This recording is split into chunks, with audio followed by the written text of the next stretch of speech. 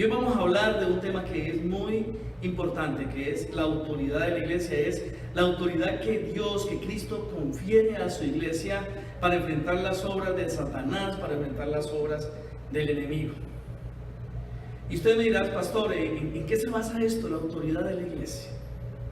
Vamos a leer el versículo de Mateo, capítulo 18, versículo 18.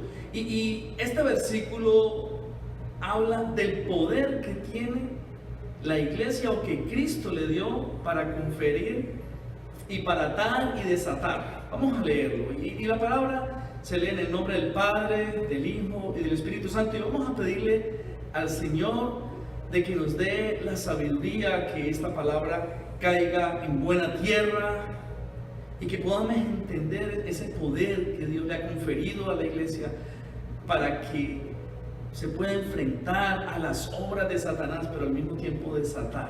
Vamos a orar. Padre, te pedimos que en esta tarde que estamos aquí reunidos, el poder del Espíritu Santo descienda sobre nosotros y nos llene de ese poder y podamos ante todo entender lo que significa y que esta palabra ante todo caiga en buena tierra. Ahora vamos a leer lo que significa esta palabra. Y dice: de cierto os digo que todo lo que atéis en la tierra será atado en el cielo, y todo lo que desatéis en la tierra será atado en el cielo. Ahora, cuando estamos hablando de atar y desatar, tenemos que entender a cabalidad lo que significa atar y desatar. ¿Qué significa atar y desatar? Para eso tenemos que ir al griego y entender el significado total de esta palabra. Entonces vamos a ir a entender qué significa la palabra atar, que viene del verbo deo o del griego deo. Dice verbo primario atar. En varias aplicaciones, literalmente o figurativamente, atar, encadenar, ligar, prender, preso, sujetar. O sea, de que si tenemos que analizar en sí la palabra atar, es agarrar a alguien, ir a agarrar a un preso, ponerle las esposas, llevarlo a la cárcel, es ligar, agarrar un paquete y atarlo, sujetarlo, es sujetar algo, atarlo, prenderlo. En el caso de un ser humano lo atamos, lo ligamos, lo metemos en la cárcel. En el caso de un paquete o algo, lo estamos atando, lo estamos sujetando, estamos atrapando algo. Estamos hablando también podemos hablar de un contrato. Estamos hablando de que cuando yo firmo un contrato me estoy comprometiendo a algo. Entonces esa es una palabra de que tiene mucho significado. O sea que cuando vamos a hablar de atar, estamos entendiendo eso. Pero también vamos a entender también otra palabra que es muy significativa en este versículo, que es desatéis, que viene del verbo luo. Verbo primario, aflojar, soltar, literalmente o figurativamente. Es abrir, soltar de las cadenas, derribar, desatar, deshacer, destruir, quebrantar, quitar, soltar. Entonces, son dos verbos que son contrarios y que Jesús lo usa en este versículo. Y dice soltar. Es dejar libre, abrir, soltar cadenas. Y entonces ustedes me dirán a mí, pero bueno, pastor, ¿qué tiene que ver esto en la vida de la iglesia? ¿Qué tiene que ver esto en la vida de la iglesia? Bueno, tiene mucho que ver, porque Cristo nos empoderó para libertar al cautivo y atar al enemigo. ¿Pero cómo así? Bueno, libertar al cautivo. En la iglesia nosotros tenemos muchos problemas por los cuales nosotros nos estamos enfrentando. Día a día nos están llegando personas que vienen completamente atadas a la drogadicción, completamente atadas a la pornografía, completamente atados al adulterio. Son personas que nadie les ha enseñado a vivir. Día a día nos están llegando personas a nuestra iglesia y nos dicen: pastor, mi matrimonio está a punto de destruirse. Pastor, no sé qué puedo hacer, este hombre me es abusivo, es irresponsable, no nos entendemos, y cantidad de situaciones por las cuales nosotros como iglesia nos encontramos en la necesidad de tener herramientas que sean poderosas para responder ante esta oleada por la cual la sociedad se está enfrentando al enemigo, se está enfrentando a una cultura de que está totalmente atada. Por eso, cuando estamos hablando de desatar, estamos hablando de liberar al cautivo. Vienen las personas y ¿cómo se desatan? Por la palabra. Empezamos a enseñarle la palabra, empezamos a enseñarle lo que es la autoridad del reino. Cristo decía: el reino de los cielos se ha acercado en este momento a ustedes. Y Cristo empezó su ministerio hablando en el Sermón del Monte, donde habló y explicó lo que son las reglas del reino. Cristo decía: si te dan una bofetada, pon la otra mejilla. Si te piden que vayan una milla contigo, va otra milla. Cristo puso las reglas. El poder de la palabra tiene el poder de desatar al cristiano. A medida que la persona viene a la iglesia, se va dando cuenta que hay poder en la palabra, hay poder en el evangelio. Pero al mismo tiempo, cuando empezamos a caminar con el Señor, cuando estamos caminando, van a venir ataques sobre nuestra vida. Se vienen problemas, se vienen situaciones.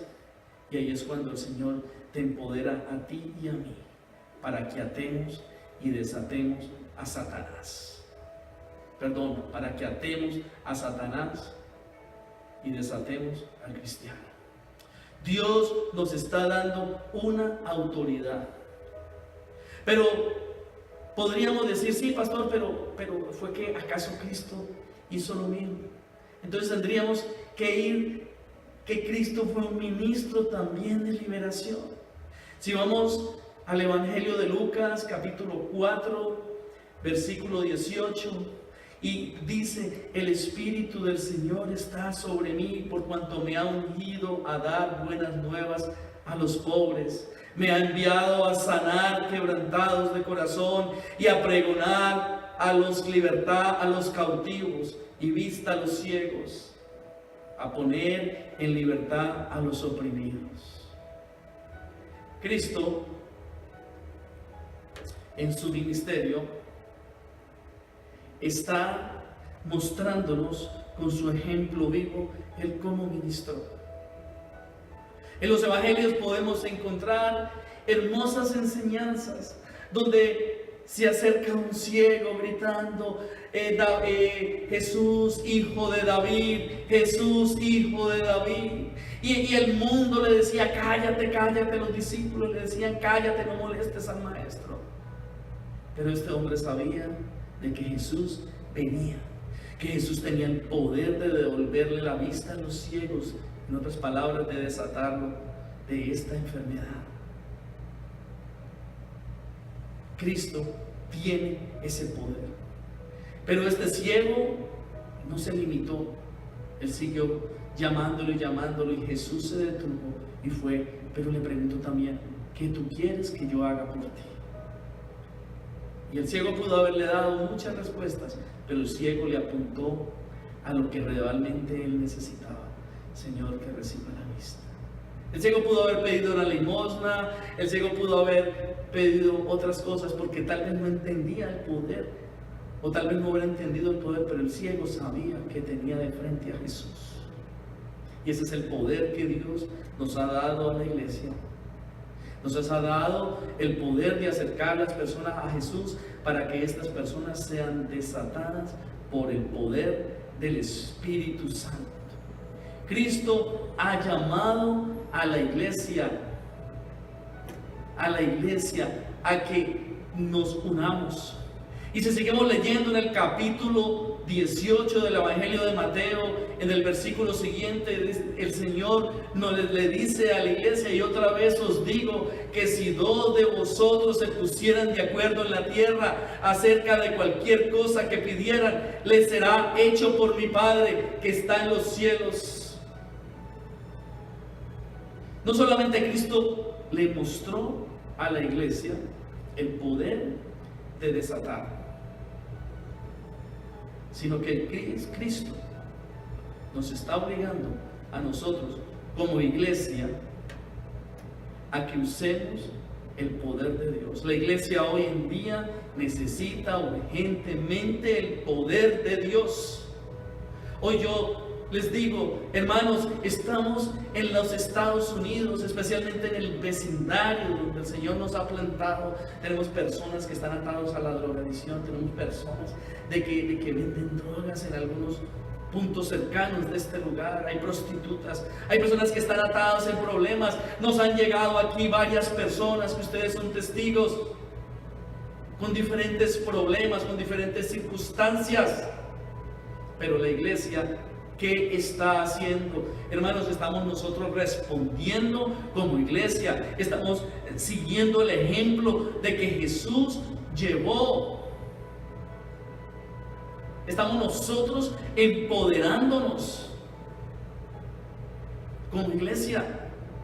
Por eso es importante de que el poder de Dios esté con nosotros. Por eso es importante la oración. Hoy, aquí los viernes nos estamos reuniendo, cada domingo nos estamos reuniendo para que entendamos el poder de Dios. El viernes pasado hubieron 3 sanaciones.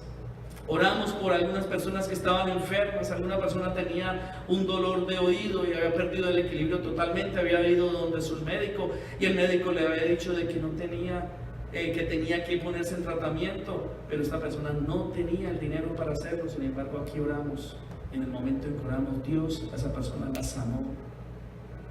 Pero la pregunta es: ¿cuántas personas están allá afuera que necesitan conocer del poder de Dios, que necesitan conocer de un Dios que sana, que necesitan conocer de un Dios que tiene poder?